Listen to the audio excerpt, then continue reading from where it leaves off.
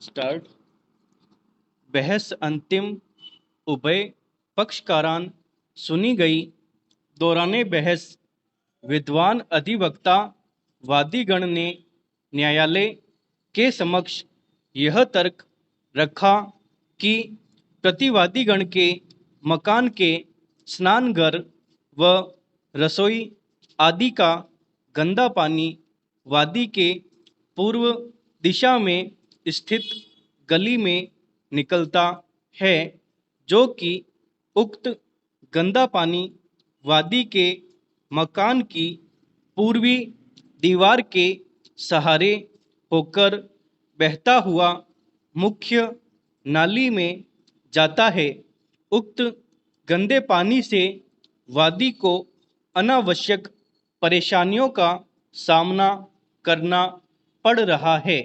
उक्त गंदा पानी वादी के मकान की व पूर्वी दीवार की नींव में प्रवेश कर रहा है तथा इससे वादी के मकान की पूर्वी दीवार की नींव से दीवार में भयंकर रूप से सीलन आ चुकी है और दीवार में कई दरारें आ गई है तथा वादी के मकान की पूर्वी दीवार से लगती रसोई दक्षिणी पूर्वी कमरे में पूर्वी दीवार में दरारें व सीलन आ रही है।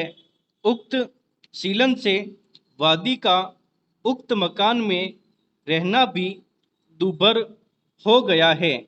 उक्त सीलन से वादी के घर में विभिन्न प्रकार के कीड़े मकोड़े आदि उत्पन्न हो गए हैं तथा गली में भी पानी इकट्ठा रहने से वादी की पूर्वी दीवार के सहारे कीचड़ की स्थिति बनी रहती है। इससे अनावश्यक बदबू व मक्खी मच्छर आदि रहते हैं।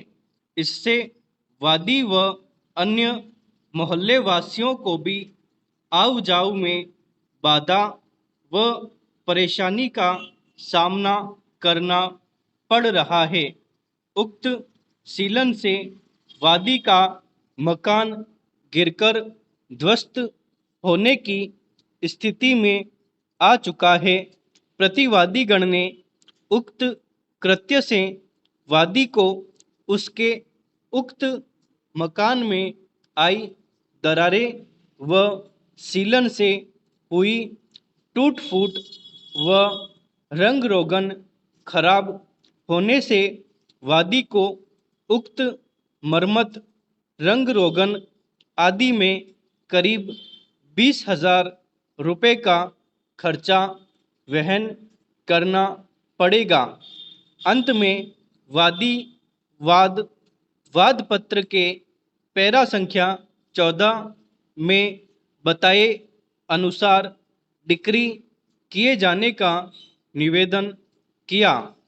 दौराने बहस प्रतिवादीगण ने अपने जवाब दावे के समर्थन में तर्क दिए कि वादी के द्वारा प्रस्तुत नक्शे में वादी के मकान की दीवार के सहारे नाली दिखाई गई है, जबकि प्रतिवादीगण के घर से निकलने वाली नाली वादी के मकान की दीवार से लगभग 10-12 फीट की दूरी पर स्थित है। प्रतिवादीगण के घर का जो पानी निकलता है वह वादी के घर के सहारे से नहीं निकलता है। प्रतिवादीगण के द्वारा वादी व पड़ोसी के मकानात को ध्यान में रखकर अपनी जमीन में बीच में वादी के मकान से लगभग 10-12 फीट दूर नाली निकाल रखी है। उक्त नाली लगभग पिछले 20 सालों से बनी हुई है। प्रतिवादीगण की उक्त नाली का पानी वादी के मकान की किसी भी दीवार की नींव में प्रवेश नहीं कर रहा है, न ही किसी प्रकार की कोई सीलन या दरार वादी के मकान में आई है, न ही कीचड़ की स्थिति बनी हुई है।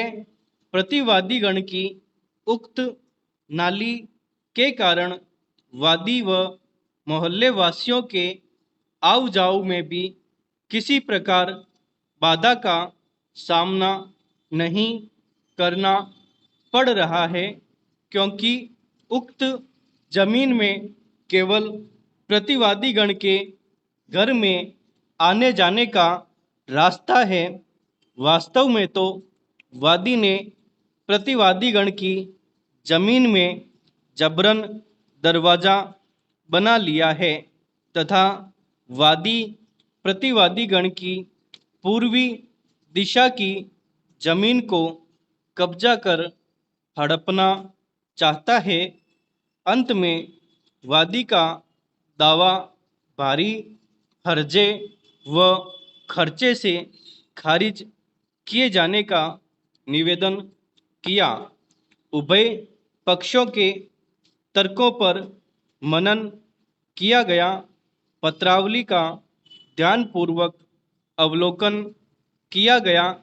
सुविधा की दृष्टि से उक्त चारों विवादकों का निस्तारण एक साथ किया जा रहा है। उक्त विवादकों को साबित करने का भार वादी पर है, जिसके तहत वादी को यह साबित करना था कि आया वादी के मकान के पूर्वी दीवार के सहारे प्रतिवादीगण द्वारा गंदे पानी की कच्ची नाली निकाली हुई है। आया वादी के मकान के पूर्वी गली में वादी के पूर्वी दीवार के सहारे निकाली गई गंदे पानी की कच्ची नाली को जरिए आज्ञापक व्यादेश हटवाने तथा गंदे पानी की निकासी वाद पत्र में संलग्न दर्शित पीले रंग की नाली को जरिए आज्ञापक व्यादेश प्रतिवादीगण के विरुद्ध प्राप्त करने का अधिकारी है। आया वादी प्रतिवादीगण से 20,000 रुपये हर्जा राशि व दावा दायरी की दिनांक से वसूली तक 2 रुपये प्रति मासिक ब्याज प्राप्त करने का अधिकारी है। आया वादी प्रतिवादीगण उक्त नाली में से पानी की निकासी न करें व ऐसा कोई कार्य न करें जिससे वादी के मकान में सीलन आती हो। प्रतिवादीगण को जरिए स्थायी निषेधाज्ञा पाबंद करवाने का अधिकारी है। इन विवादकों के समर्थन में वादी की ओर से पत्रावली पर किसी भी प्रकार की मौखिक व दस्तावेजी साक्ष्य पेश नहीं की गई है। अतः विवादक संख्या 1 लगायत 4 वादी अपने पक्ष में साबित करने में असफल रहा है। लिहाजा उक्त विवादक संख्या 1 लगायत 4 वादी के विरुद्ध व प्रतिवादी गण के पक्ष में तय किया जाता है।